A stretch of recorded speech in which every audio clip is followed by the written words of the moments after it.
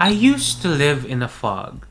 Not the kind you see in the movies, rolling across the hills with a soft glow. No, this fog lived in my skull. It wrapped itself around my thoughts, dulled my reactions, blurred my memory, and drained my motivation. I thought it was just me. Maybe I was lazy. Maybe I just had mental health issues. Maybe this was just adulthood. But it wasn't me. It was my food.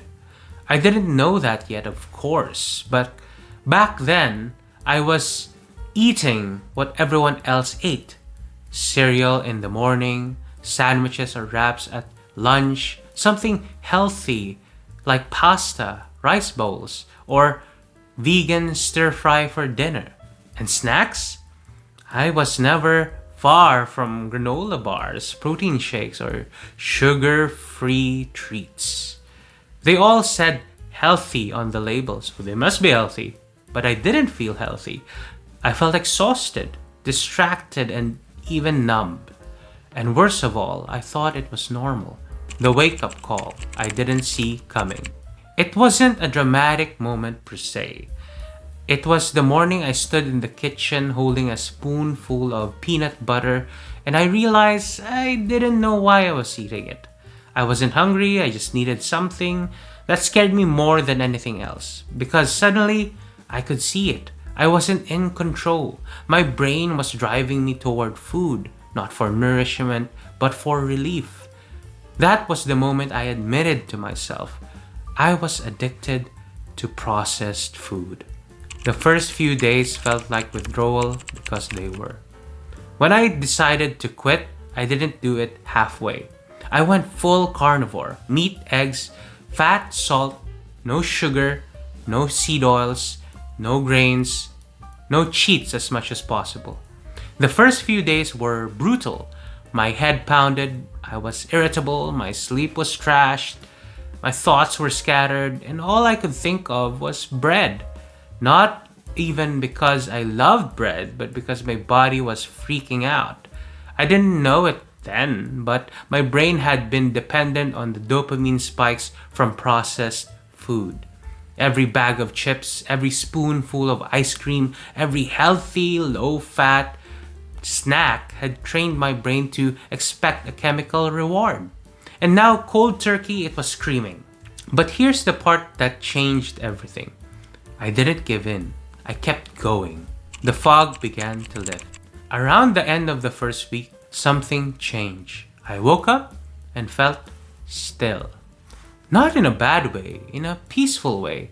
My head wasn't racing. My body wasn't craving. I didn't feel that panicked pull toward the kitchen the moment I opened my eyes. It was quiet in my mind for the first time in years. Over the next 2 weeks, the changes started stacking. My thoughts became clearer. I could finish a task without checking my phone 10 times. I didn't need coffee in the afternoon. I could read again, actually read, not skim mindlessly while fighting brain fog. And the emotional stability? That was the most unexpected part. I didn't cry over spilled milk anymore. I didn't spiral. I didn't feel like I was clinging to sanity by my fingernails every time something went wrong.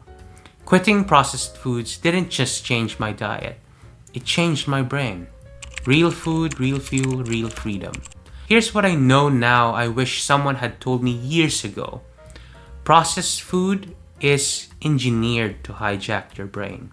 It's designed to trigger dopamine, to light up reward centers, to override your natural hunger cues. It's not just food, it's entertainment. And it leaves you chasing the next hit, the next bite, the next tiny moment of pleasure before the crash comes. When I switched to eating only animal-based foods, that cycle broke. Meat doesn't manipulate your brain. Fat doesn't cause cravings. Eggs don't trigger binge eating. Real food gives your brain what it actually needs: stable fuel, amino acids for neurotransmitters, cholesterol for hormone balance, and energy that doesn't crash. I stopped feeding the addiction, and my brain thanked me by healing. If you feel stuck, you're not alone.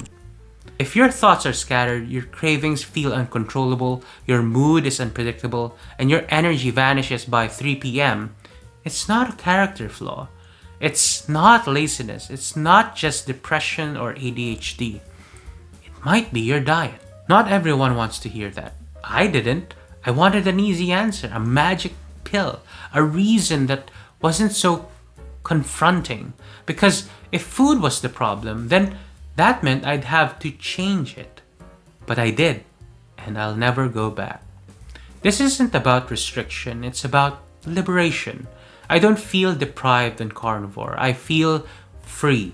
Free from cravings, free from fog, free from the constant exhausting mental load that processed food brought into my life. Your brain was never meant to run on chemicals and sugar. Give it real food and it will show you just how powerful you really are. And if you're ready to take control of your brain and your life, I've got just what you need. Subscribe to my YouTube channel for more insights on how to reclaim your health, mind, and energy. And if you want to dive deeper into breaking free from processed food, join Win Your Life Back, my Substack newsletter, where I share daily tips, meal plans, and mindset strategies to help you thrive. Check out my book, Meat Over Mindset, to get the exact steps I took to transform my health, brain, and life.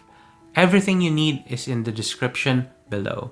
Go ahead and take the first step today. This has been Billy Poon. Subscribe to be healthy. Steaks on me.